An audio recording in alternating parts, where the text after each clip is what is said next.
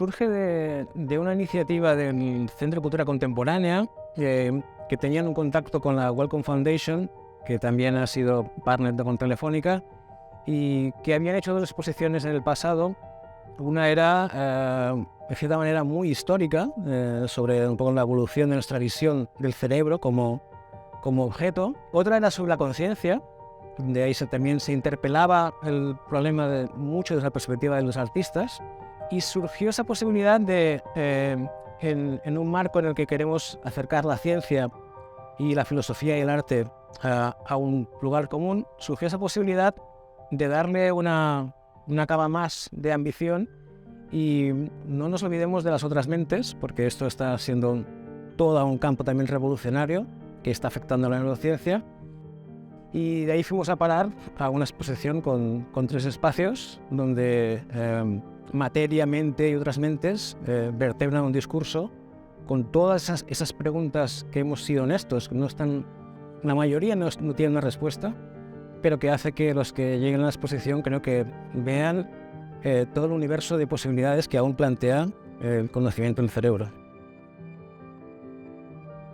La exposición tiene 3 grandes partes. En la parte de materia, el nombre nos está hablando de que miremos al cerebro como un objeto material. Muchas piezas, de hecho, de diferentes anatomistas que intentaron comprender qué era el cerebro, uniéndolo también a las malas interpretaciones, que eso es muy importante, cuando se manipuló, digamos, la ciencia y las medidas anatómicas, llevándolos a un terreno de la frenología que fue empleado para la raza, etcétera, etcétera. En esta parte hay varias piezas de artistas que creo que nos ayudan mucho a acercarnos a las preguntas. La segunda parte es mente, la materia crea esa mente, y estamos saliendo de la primera parte que acabamos de ver a Cajal y entramos en una zona en la que nos preguntamos, ¿cuál es el origen de la conciencia? Porque ese es el problema central. Alrededor de eso hay muchas piezas importantes que aún estamos ensamblando. ¿Cuál es el papel de la memoria? Pues nosotros somos nuestras memorias. ¿Cuál es el papel que ha jugado el lenguaje? Una pregunta muy válida es, ¿podríamos tener conciencia sin lenguaje? Muy posiblemente no. También diversos problemas relacionados con nuestra capacidad de comprender la mente en el terreno de poder intervenir sobre ello, ¿no? ¿Hasta dónde podemos llegar? Y entramos en el tercer espacio, que son las otras mentes, en el que la idea fue traer 2 grandes bloques, ¿no? Por una parte, las mentes que están ahí, las mentes de especies que no son humanas, y hay una gran variedad, pero también cosas que hemos construido en el laboratorio, ¿no? Como los xenobots.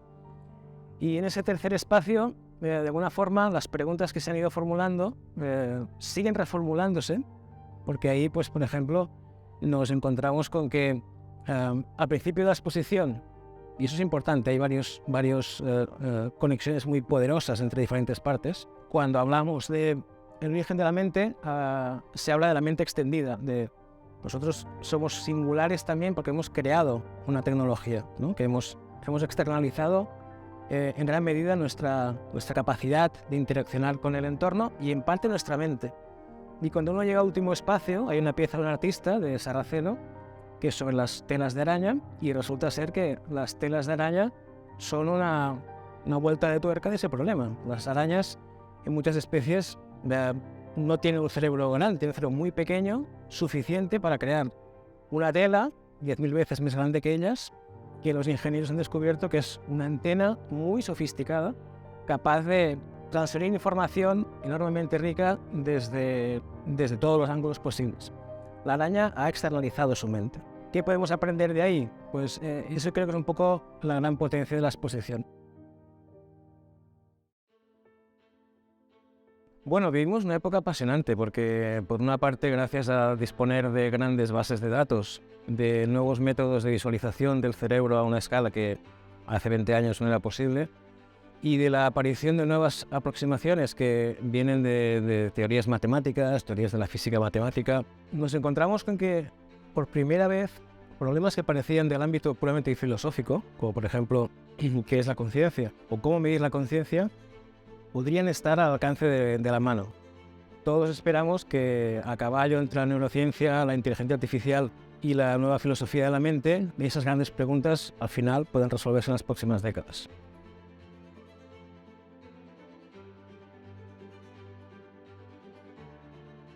Bueno, la tecnología nos es imprescindible tanto como herramienta para observar y medir, pero también como herramienta de intervención. El cerebro es un sistema que a partir de la materia crea la mente. Desde hace ya bastantes años, gracias a la capacidad de crear sistemas que permiten intervenir sobre la actividad del cerebro, podemos por una parte comprender mejor la funcionalidad de diferentes zonas y a la vez empezar a entrever de qué forma podemos facilitar intervenciones que permitan, por ejemplo, enfermedades como Parkinson, aunque también abren preguntas importantes, por supuesto, porque intervenir significa manipular. Y la manipulación dentro del ámbito de la ciencia y la clínica bueno, nos aportará cosas muy positivas, pero ya han aparecido voces que nos dicen también si la manipulación llega a cierto límite, también quiere decir quizá control, ¿no? ¿Y dónde están los límites éticos que hay que imponer?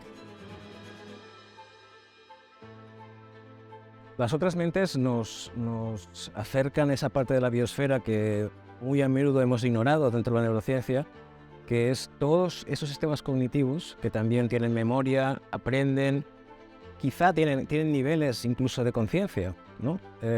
Y que muy a menudo hemos ignorado porque hemos pensado que el cerebro humano es algo muy especial y que no hay que aprender mucho del resto. Pero en realidad lo que hemos aprendido es que para responder a muchas preguntas fundamentales sobre nuestra mente hay que dar una mirada a las otras mentes. Eso nos incluye algunas especies cercanas, que pueden ser primates, pueden ser algunos tipos de aves, pero también hemos querido repasar y acercarnos a esas mentes que parecen casi alienígenas, ¿no? Que no tienen neuronas, pero pueden llevar a cabo computaciones, que no tienen neuronas, pero cuando los ves, como los xenobots de Michael Levin, cuando los ves en movimiento parece que tienen comportamiento, y muchos creemos que esas preguntas tan difíciles de responder, como por ejemplo ¿qué es la conciencia?, seguramente necesitarán una idea revolucionaria, y quizá inspirarse en esas otras mentes pueda ser la clave.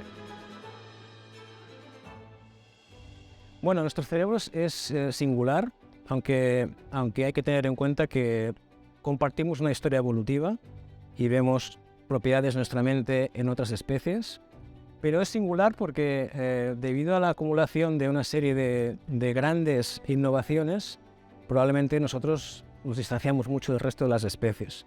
Nuestro lenguaje es enormemente complejo, no hay un equivalente en el mundo animal. Tenemos esa capacidad de comprender la mente del otro de una manera enormemente profunda, y una cosa que yo siempre considero muy importante es que somos viajeros mentales del tiempo, es decir, tenemos esta capacidad de ver el pasado con un sistema de memoria enormemente rico, pero también no solo futuros, sino futuros múltiples, ¿no? Y es algo que no está, por ejemplo, en ninguna máquina que exista. Y seguramente si alguna vez queremos tener una inteligencia artificial que realmente se pueda llamar inteligencia, deberá tener ese tiempo, ese viaje mental debería estar allí.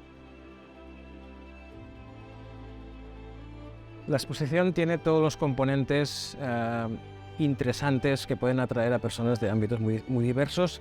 ¿Por qué? Porque nos interroga a nosotros al final, porque nos plantea preguntas que muchos nos hemos hecho muchas veces, que tienen que ver con nuestros orígenes, con los porqués. Nosotros somos diferentes, cómo de alguna forma hemos sido capaces de llegar a comprender tanto de la mente, pero por otra parte ignoramos tantas cosas, cómo hay figuras históricas que han sido revolucionarias como Cajal para realmente cambiar nuestra percepción, nos traslada a esa visión del cerebro en el que ya deja de ser una especie de materia homogénea a ser una red, y eso revoluciona al final la neurociencia, nuestra perspectiva del cerebro como sistema. En el terreno reciente de lo artificial, que es lo que de alguna forma para muchos nos está devolviendo esas preguntas, pero desde la inteligencia artificial, ¿puede una máquina crear arte? ¿Hasta qué punto nuestra capacidad de construir máquinas puede resolver esas preguntas, puede plantear preguntas nuevas o puede incluso replantear por completo nuestra perspectiva sobre qué es la mente y dónde estamos nosotros en este planeta?